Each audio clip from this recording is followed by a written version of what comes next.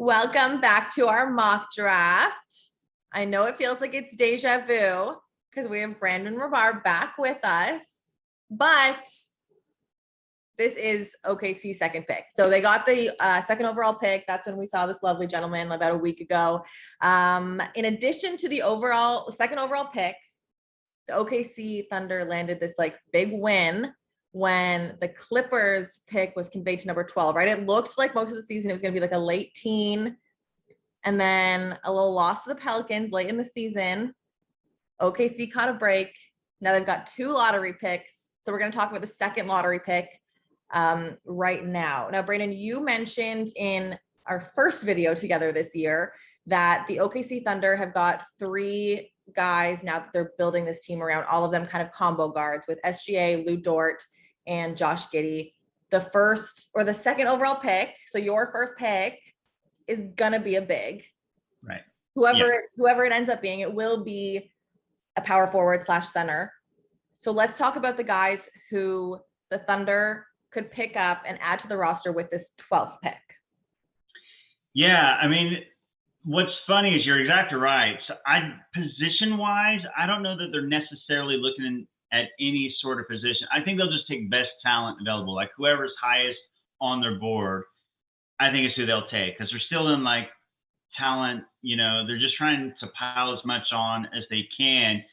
That said, if you were to pick a position, maybe a wing, maybe a 3 or 4, maybe a big to play next to Chet. A Jeremy Sohan makes a lot of sense, and Ousmane Dieng makes a lot of sense. And those are probably the 2 guys. And Jalen Duren, if he were to fall, it'd be kind of fun to have the combo of Chet and Duren at the 4 and 5 spots, and they'd be kind of switchable. So I think those are the guys you're going to see mocked to the Thunder the most often. So I think at this point, it does make sense to take a wing or another big.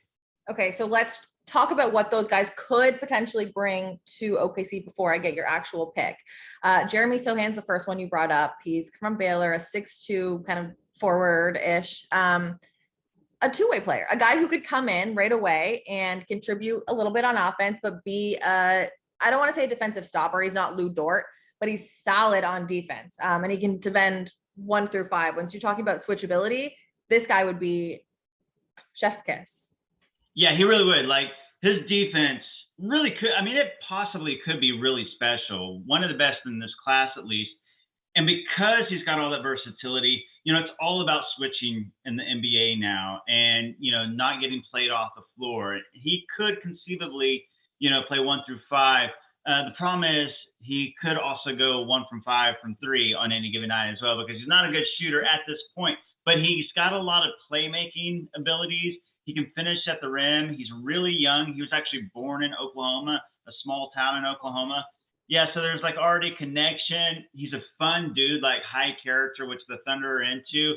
Jeremy Sohan actually makes a lot of sense for the Thunder at this 12th pick. And I think that the potential defense between Lou Dort, Chet Holmgren, and Jeremy Sohan would be incredible. It would just be a question of would there be enough spacing and shooting. Okay, that makes sense. Another wing that you brought up is Ousmane Dieng, 6'10" wing. He's coming from overseas. He played in the NBL in New Zealand. Is it New Zealand last year? Was it the NBL? Yeah. It's the New Zealand Breakers. Yeah, the New Zealand Breakers. Okay, I thought I was making that up for a second. But major, he might not be a complete package right now. And I think that's okay to go to a young team because he has a really high upside.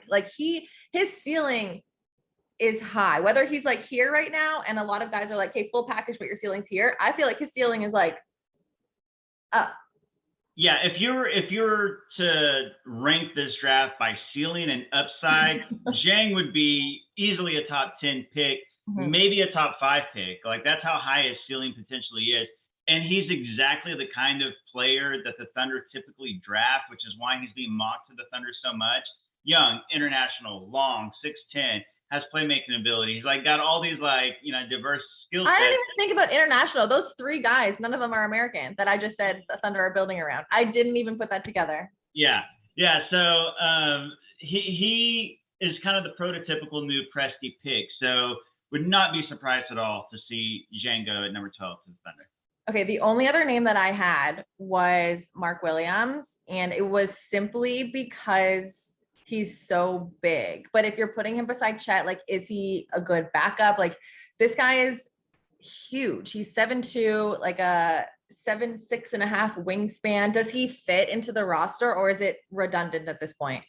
That's the question, and nobody really knows. And he's got a 9'9" standing reach. Like, he's got some freaky, like physical attributes. Mm-hmm. So it's tempting. Like, the front court defense between Chet and Mark Williams would be really tough to score on. They could be kind of a really dynamic duo, much in the same way that Jalen Duren would be. But like you said, is that a little bit redundant? He's not a shooter. Again, it kind of like, squashes the floor, doesn't space very well. I don't know. A lot of Thunder fans do like the idea of Mark Williams at number 12. I personally don't see it happening. I think the Thunder will pick a traditional center in the lottery, but it could. Nobody really knows Sam Presti and what he's going to do. Yeah, it would provide like a lob threat, pick and roll with Giddey, but does Chet do that same thing? Right. Okay. On the clock, pull one out of your back pocket. You're representing the Oklahoma City Thunder for the 12th overall pick in the 2022 NBA draft. It doesn't sound as good coming in my voice. You choose?